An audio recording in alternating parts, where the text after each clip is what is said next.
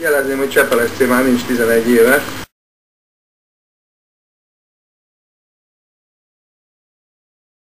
Jé, vajon ki ez a sok ember, aki összejött a Király Erdélyi Kultúrházba? Mi csak, hiszen ezek a Csepel SC turistái közgyűlésre jöttek össze, vezetőséget választanak.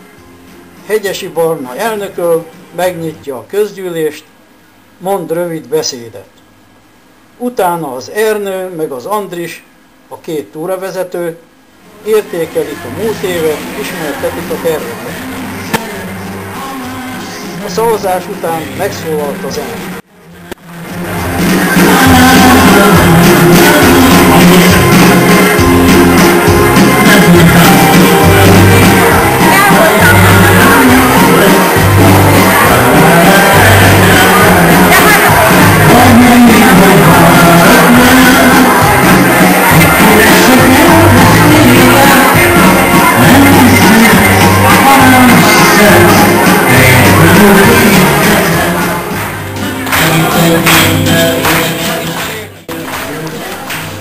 Kedves epizód volt Martin Edith felköszöntése születésnapján.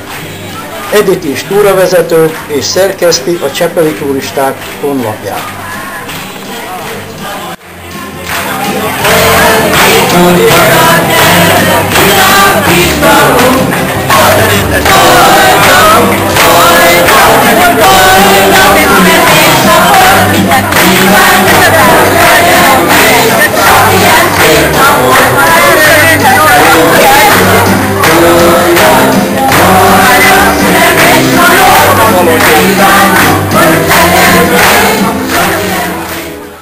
A születésnapi köszöntő után folytatódott a zene és a tánc.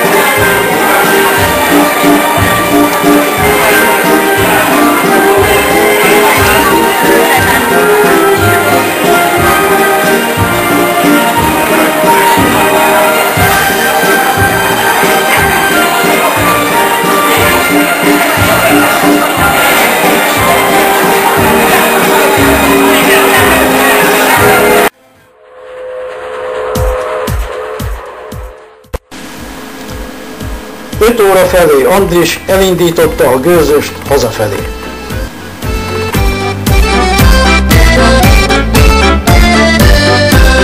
Megy a gőzös Kanizsára, kanizsai állomásra. Elől a masiniszta, ki a gőzöst igazítja. Elől egy masiniszta, ki a gőzöst igazítja. Megy a gőzös Budapestre, budapesti telephelyre. Elől a